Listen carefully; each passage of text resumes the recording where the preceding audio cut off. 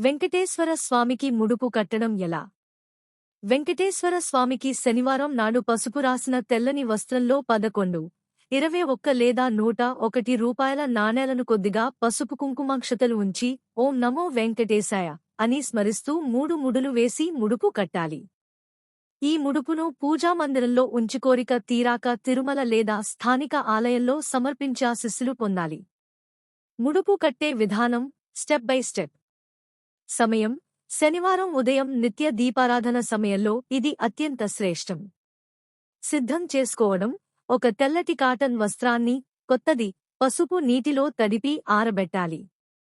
ముడుపు కట్టడం: పసుపు ఆరిన వస్త్రంపై 11 లేదా 21 లేదా 101 రూపాయల నాణేలను ఉంచాలి.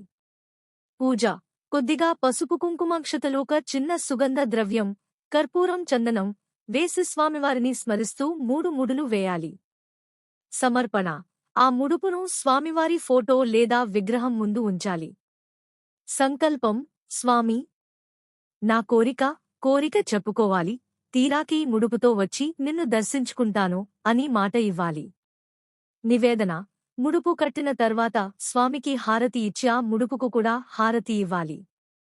తదుపరి కోరిక తీరిన తర్వాత ఆ ముడుపును తిరుమల హుండీలో లేదా స్థానిక వెంకటేశ్వర ఆలయంలో సమర్పించాలి. ముఖ్య నియమాలు: ముడుపు కట్టినప్పటి నుండి కోరిక తీరే వరకు ఆ ముడుపు ఇంట్లోనే పూజగదిలో ఉండాలి. విశ్వాసంతో నిశ్శబ్దంగా ఈ పూజ చేయాలి. కోరిక నెరవేరిన తర్వాత తప్పకుండా స్వామివారికి ముడుపు సమర్పించాలి.